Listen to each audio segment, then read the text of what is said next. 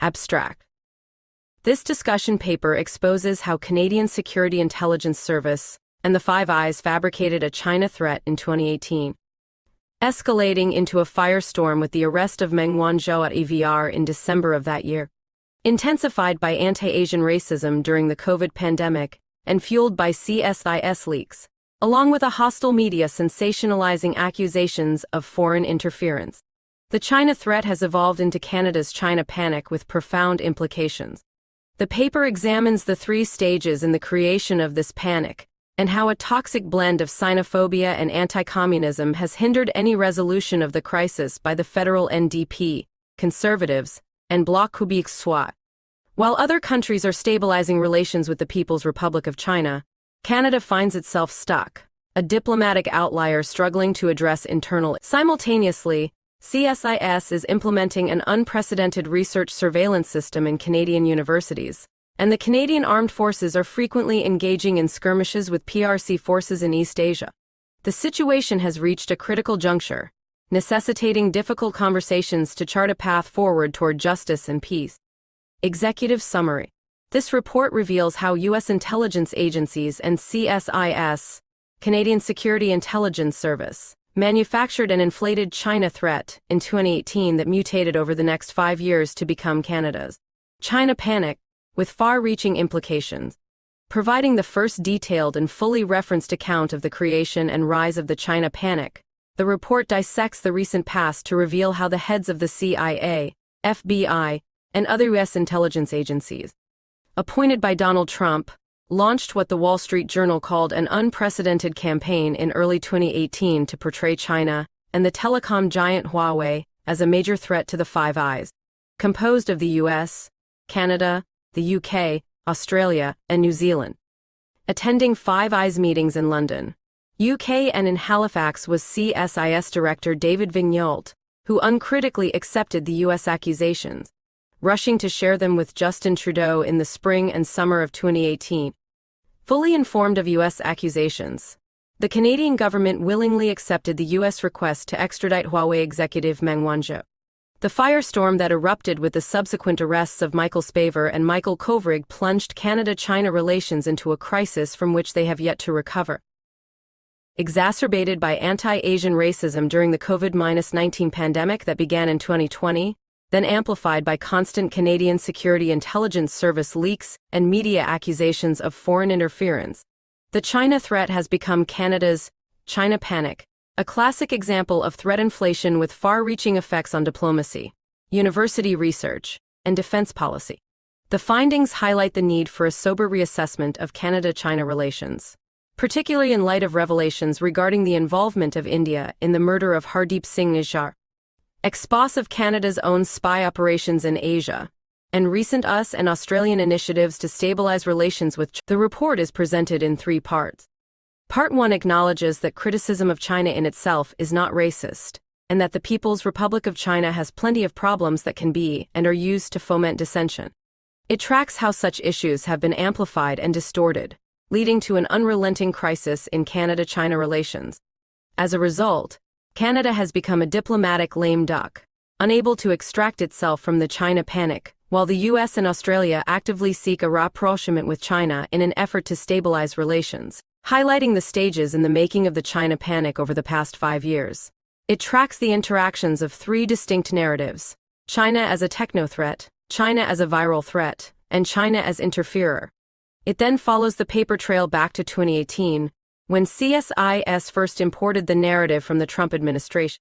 The report suggests the intensity of the crisis in Canada is related to the position staked out by the federal NDP as a Cold Warrior regarding China. This has led to an ND conservative Bloc Québécois alliance that has institutionalized the China threat discourse and stymied any initiative to mitigate the crisis.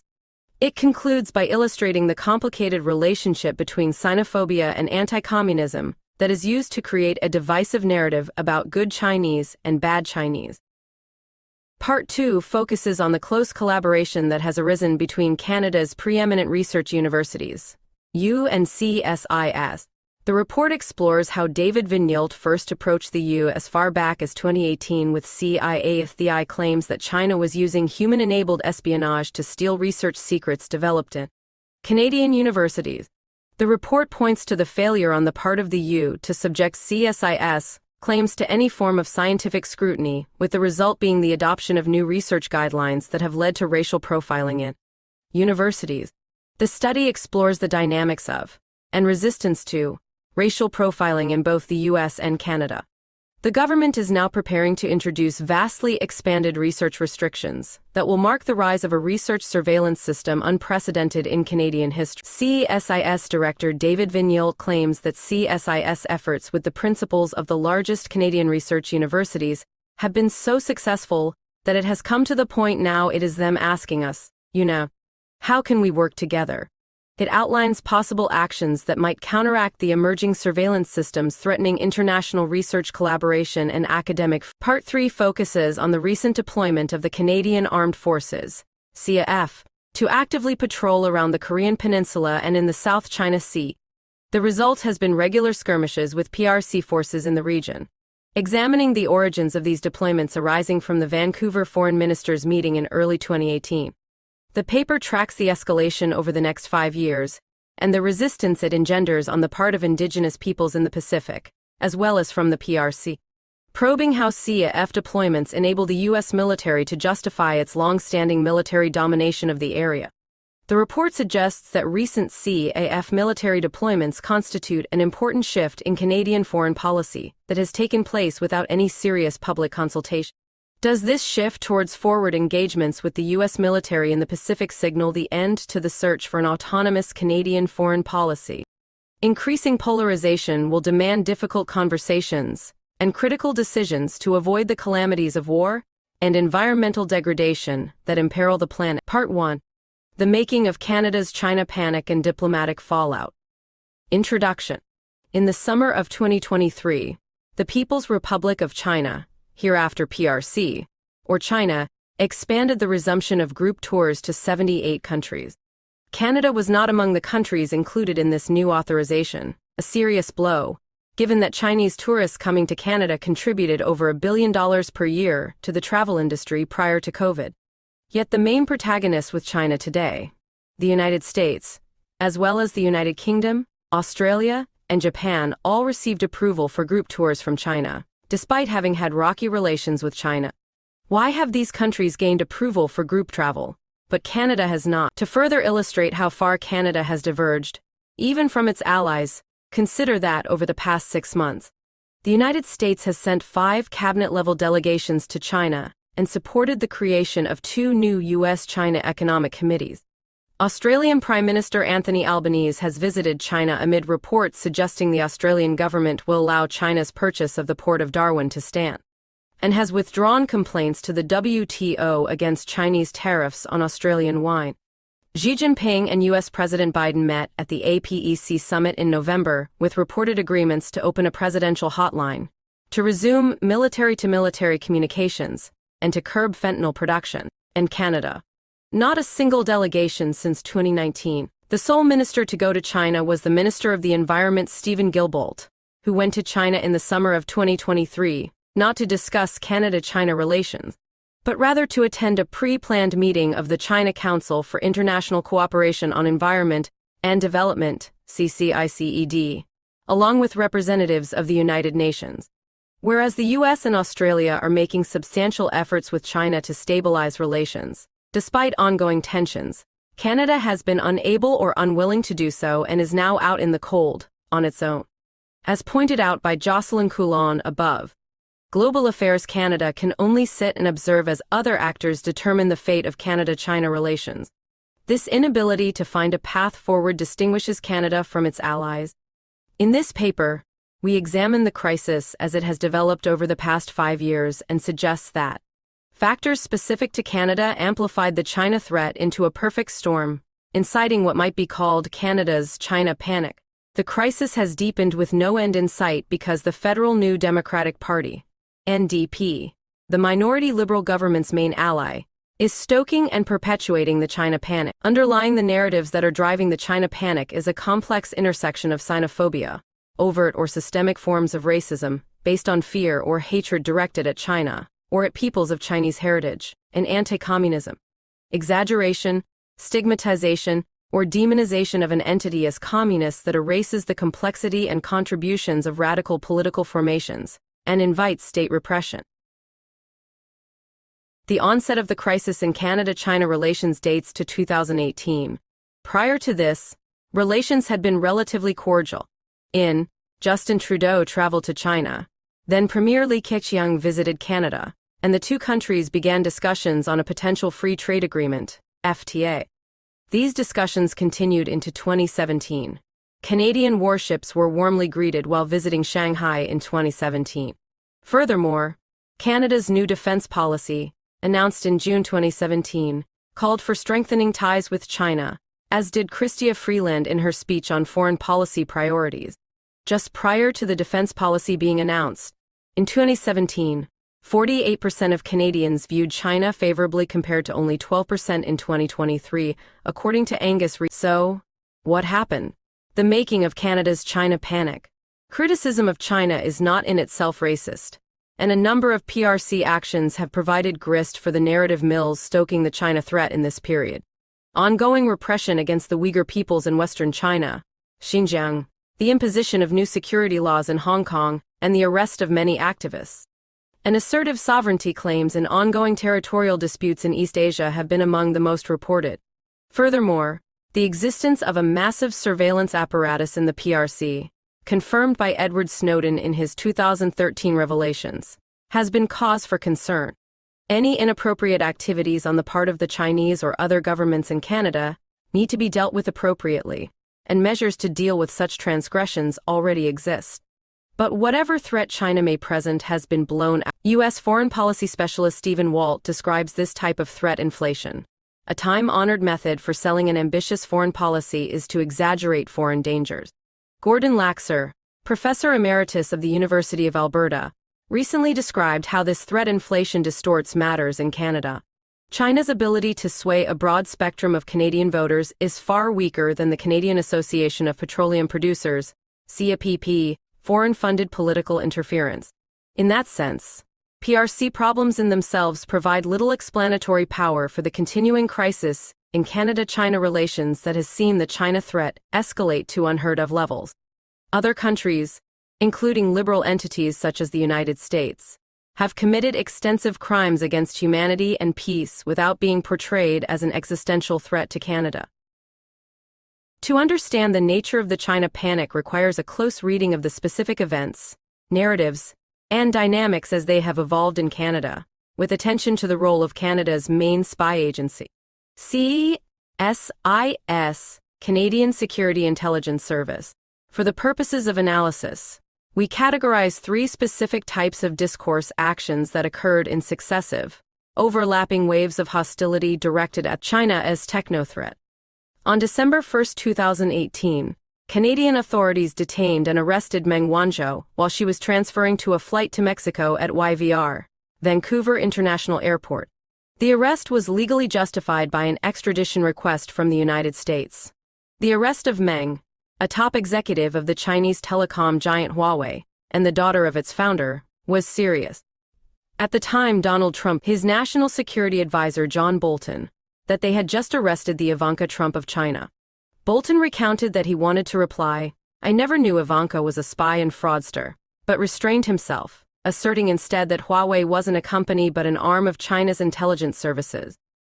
China retaliated, arresting Canadians Michael Spavor and Michael Kovrig a few weeks later, plunging Canada-China relations into a crisis from which they have yet to recover. The perception that Huawei, and thus Meng, were malign actors, and represented a major threat to U.S. preeminence in technology, and thus a strategic threat to U.S. global power, was behind this crisis that lasted for 33 months. The perceived techno-threat was acted upon and reinforced as a narrative in Canada, through a series of measures. The suspension and subsequent firing of Xiangguo Qiu and Keating Cheng of the National Microbiology Laboratory, 2019. The House of Commons resolution demanding the banning of Huawei, 2020. Announcement of the formation of a Government of Canada Universities Working Group to develop science security guidelines, and an Alberta government fiat instructing universities to cut ties, individual and organizational, with Chinese institutions, New guidelines for research partnerships issued for NSERC Alliance grants, 2021. The banning of Huawei and 5G's telecom networks, new policies to restrict Chinese foreign investment in critical minerals, and an order against 3 Chinese corporations forcing them to disinvest, 2022. The banning of TikTok from government platforms followed by the banning of WeChat, 2023. All of these measures were accompanied by extensive media hype, amplifying the China threat to justify the measure. China as viral threat. Meng and the 2 Michaels were still being held when the COVID-19 virus became a pandemic, and major countermeasures began in Canada. The Vancouver Province newspaper was quick to label the contagion in its headline, "Second China virus case in before Christ," a refrain taken up and popularized by U.S. President Donald Trump. The pandemic elicited a tremendous amount of vitriol against the PRC as the purported source of the virus, adding a new layer to the China threat discourse. In January 2020, Chief Public Health Officer Theresa Tam remarked on and called out as unacceptable and very hurtful social media attacks related to the coronavirus against people of Chinese or Asian descent. She herself came under attack when Conservative Party leadership contender Derek Sloan tweeted, "Dr. Tam must go. Canada must remain sovereign over decisions. The UN, the WHO, and Chinese communist propaganda must never again have a say over Canada's public health." Similar refrains were taken up by journalists who took aim at the PRC, vilifying it for its handling of the outbreak, and suggesting that the CPC was using the outbreak to realize the party's long-game objective of fully eclipsing North America and Europe in the global order. Racist attacks against those who appeared to be Asian quickly escalated, turning Vancouver into what was called the hate capital of the world. The attacks elicited a major fightback campaign among Asian Canadians. At the same time, CSIS and CSE, Communications Security Establishment, jointly announced that they were near certain that state-sponsored actors have shifted their focus during the pandemic, and that Canadian intellectual property represents a valuable target. The agencies added that they were working closely with the Five Eyes, United States, United Kingdom, Australia, New Zealand, and Canada, spy network to reinforce national security. Collaborative international efforts to confront the contagion were not on Canada's agenda. China as interferer. Prior to the 2021 election, Conservative candidate Kenny Chiu proposed a foreign influence registry that caused a backlash among some Chinese Canadians who then vented their anger on WeChat. After losing his election bid, Chiu accused the PRC of having orchestrated the campaign against him. Similar accusations of PRC interference surfaced sporadically, but then CSIS leaks to journalists regarding purported Chinese interference, supplemented by the RCMP alleging Chinese government operating police stations in Montreal's Chinatown, a charge refuted by Chinese community organizations, created a major crisis for the Liberal government. They responded by announcing a special inquiry into foreign influence. David Johnston, Special Rapporteur, consultations on a foreign influence transparency registry, and other measures. These ended in a fiasco, as opposition parties refused to accept Johnston's preliminary report, forcing him to. The Liberal government was then forced to call a public inquiry into foreign interference in federal electoral processes and democratic institutions, to be led by Justice Maria José Hogue. This public inquiry is underway. Far from exhaustive, this list gives some idea of the successive stages and overlapping layers in the making of Canada's China panic. The combination of state and media racializing discourse created what appeared to be a crisis. A report on media coverage of the Meng detention suggests her arrest was positioned as a continuing discourse about the dangers associated with China and Chinese companies, and less about Meng as an individual facing judicial hearings. Meng is positioned as a symbol of China threat. Al Jazeera columnist Andrew Mitrovica describes a dangerous hysteria gripping Canada over the scope and nature of Chinese interference in Canadian elections and society. Ginned up by scoop-thirsty reporters and timorous spies who do not give a damn about the human costs of their sinister handiwork. The frenzy reeks, he says, of the old yellow peril canard. Constant leaks from CSIS to the Globe and Mail were instrumental in these were leaks that CSIS has been unable or unwilling to stop. 2018, ground zero in the making of the China threat. In some ways, History resembles epidemiology in that both have the task of finding the source and cause of what they are examining, for example, an epidemic or a war. In the case of the China threat, the director of Canada's research universities, Yu recounted that the notion that national security guidelines will need to be built into the research ecosystem really came to the fore in 2018. This statement piqued our curiosity because 2018 was very early in the making of the China threat.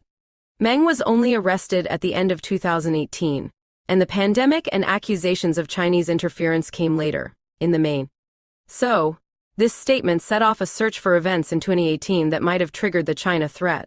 The paper trail from the beginning of 2018 provides important clues as to what has been going on. As it turns out, Canada's spy agency, CSIS, was the main source for the 2018 accusation regarding China's techno-threat. More important, however, is the means by which CSIS determined that such a threat existed. One might expect that with thousands of employees and a billion-dollar budget between them, CSIS and the CSE, Canadian Security Establishment, might have come up with an independent assessment of actual challenges or threats in Canada. But, instead, Canada's spy agencies relied on its counterparts in the United States.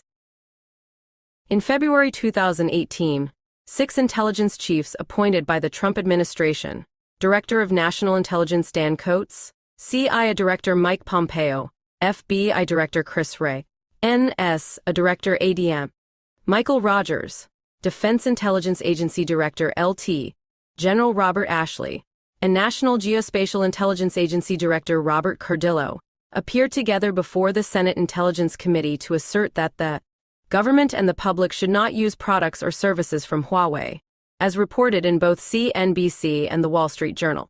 The transcript of the testimony of FBI Director Chris Wray includes this passage. So one of the things we're trying to do is view the China threat as not just a whole-of-government threat, but a whole-of-society threat on their end. I think it's going to take a whole-of-society response by us. So it's not just the intelligence community, but it's raising awareness within our academic sector, within our private sector, as part of the defense. The whole-of-society designation implies that all Chinese are spies, an accusation that could be and was easily transferred to the Chinese diaspora. See the China Initiative, Part 2. In addition to exaggerating enemy capabilities, threat inflation typically describes potential enemies as irrevocably hostile, irrational, and impossible to deter, which in turn implies that they must be removed. According to Harvard scholar Stephen M. Walt, in this case, this takes the racializing form of turning the whole of the Chinese people into an imminent danger that requires extraordinary efforts by all American society to protect itself. According to the National Security Agency, we must defend our national security innovation base, NSIB, against competitors.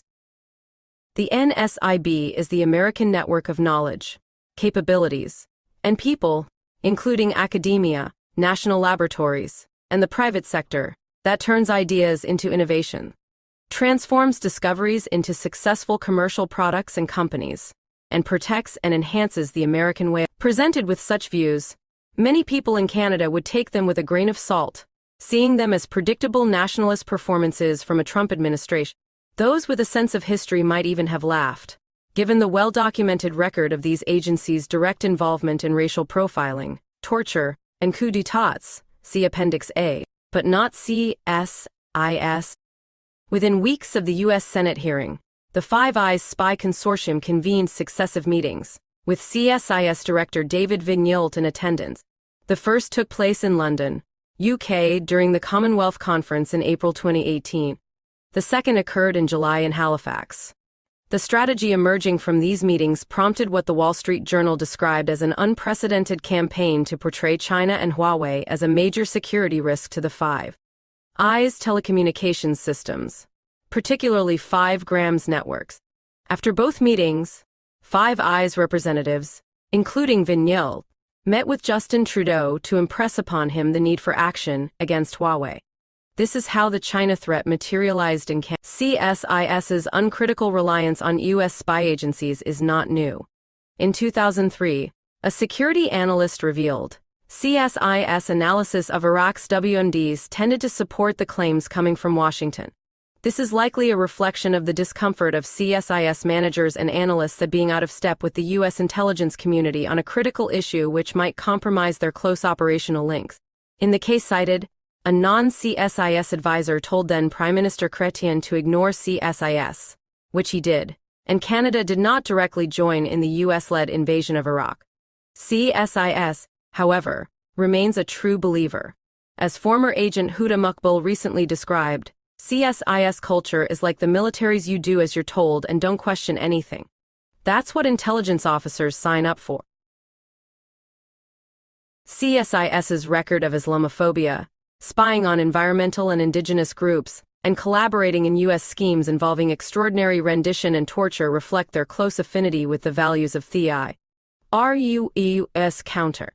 Canada is not the only country that has been subjected to the U.S.-sponsored discourse on the China threat. A recent study of island nations found most notably the prominence of the U.S. government as either a direct or indirect actor in localizing and activating the China threat discourse. Australia has also gone through a similar experience. Unlike Chrétien's defiance of CSIS in 2003, however, the Liberal government in 2018 fully embraced the China threat as articulated by CSIS. This set Canada on the road to confrontation with the PRC, one that exploded with the arrest of Huawei executive Meng Wanzhou that December. And that was continuously amplified through the successive phases of the pandemic, and later claims of foreign interference. Since the 2019 federal election, the Liberal government has only been able to form a minority government and has relied on the Federal New Democratic Party, NDP, to stay in power. The position of the NDP on the China threat is critical to understanding the prolonged and intense crisis in Canada-China relations. NDP as Cold Warrior.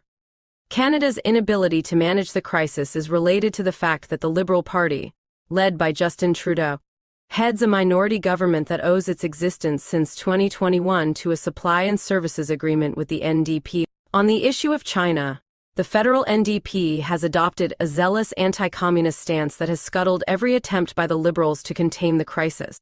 The NDP has been working hand in glove with the Conservatives and Bloc Québécois to attack the PRC and undermine Trudeau's government. For example, the federal NDP pushed to ban Huawei from the 5 Grams network beginning in 2020, aligning itself with the Five Eyes from the beginning. The NDP followed the lead of Trump right-hand man Mike Pompeo in labeling China's repression of Uyghurs as genocide, even though lawyers in the State Department disputed that designation. In regard to the inquiry by former Governor General David Johnston, it was a federal NDP representative who stood up in Parliament on May 30 to introduce a motion calling for Johnston to resign.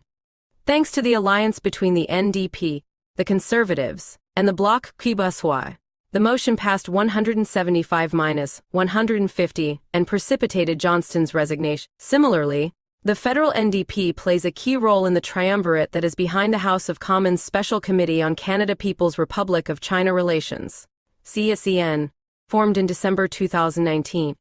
Denis Trudeau, Bloc Québécois Heather McPherson, NDP, and Michael Chung, Conservatives, served as vice-chairs of this special committee and tabled an interim report that proposes Canada make efforts to join the Quadrilateral Security Dialogue and a UK-US Security Pact to bolster Canada's presence in the Indo-Pacific region to counter the People's Republic of China's threats to the region. A representative of the NDP sponsored a parliamentary petition demanding the government set up a foreign influence registry quickly and criticizing the anti-racist actions of others in the community.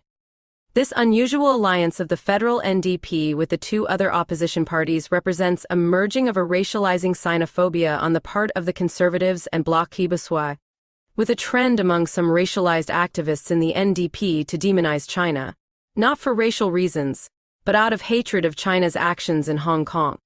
The dynamics of Canada's anti-racist movement help illuminate the dynamics involved: xenophobia and anti-communism.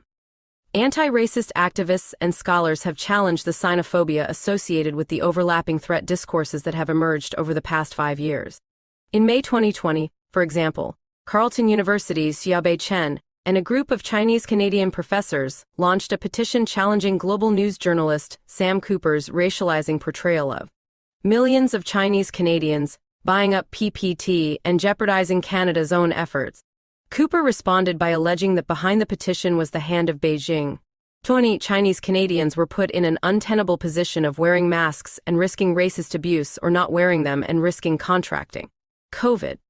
Professor Tyee Fu, University of Toronto, highlighted how the pandemic made xenophobia palpable in the moral panic evinced about primitive tastes and backward practices, unhygienic conditions at foreign wet markets, and unseemly appetites for exotic animals.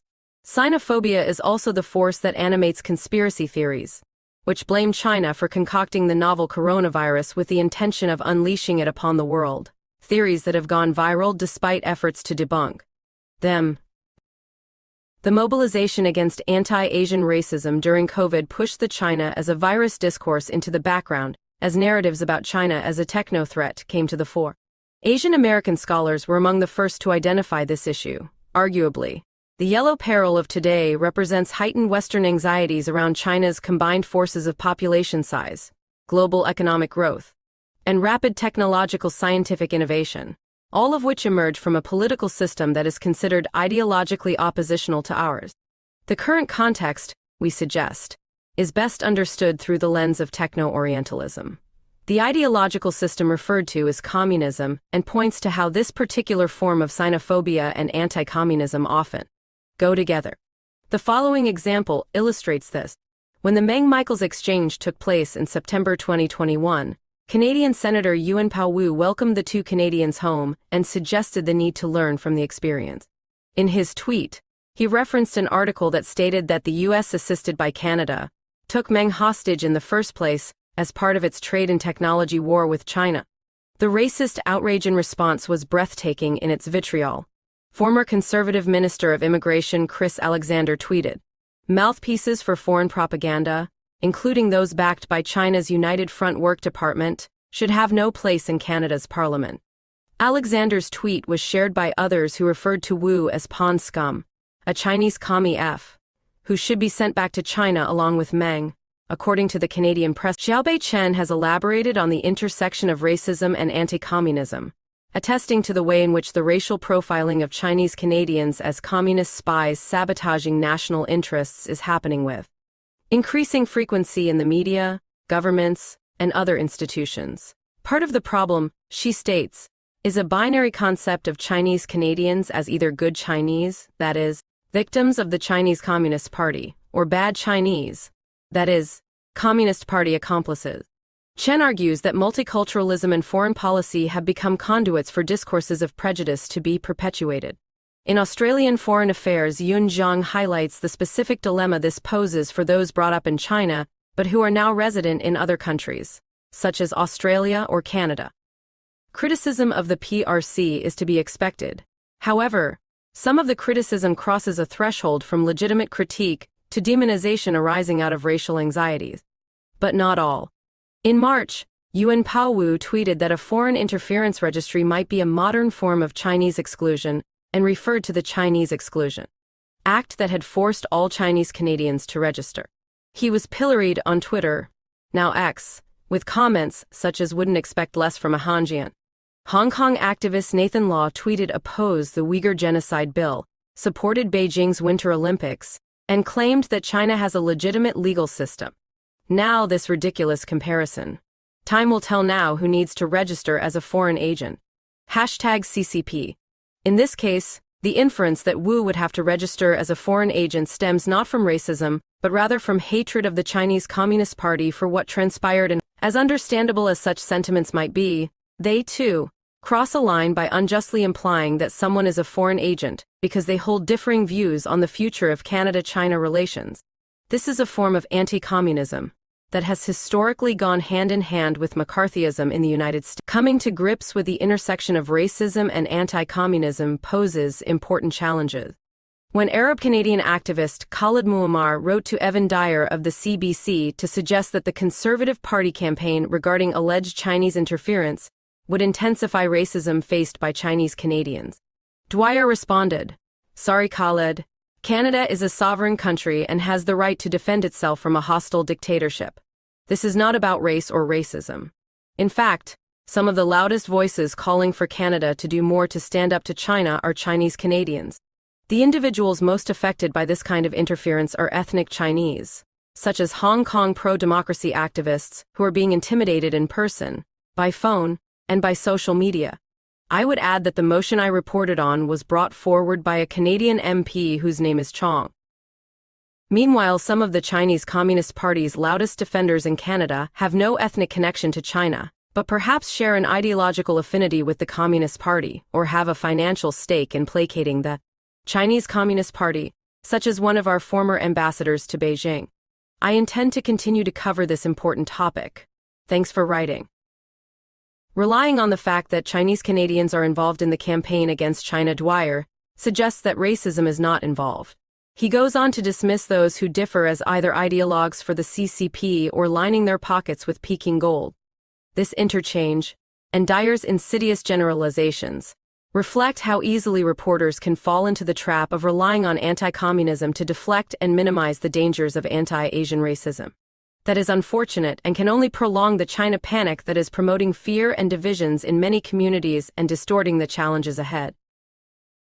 As new issues come to the fore, such as the Modi government's apparent involvement in extraterritorial assassinations or Israel's assault on Gaza, the China panic may appear to be receding in Canada. However, the crisis will not be easily resolved. It continues to simmer and has already given rise to new systems of research surveillance and censorship in universities,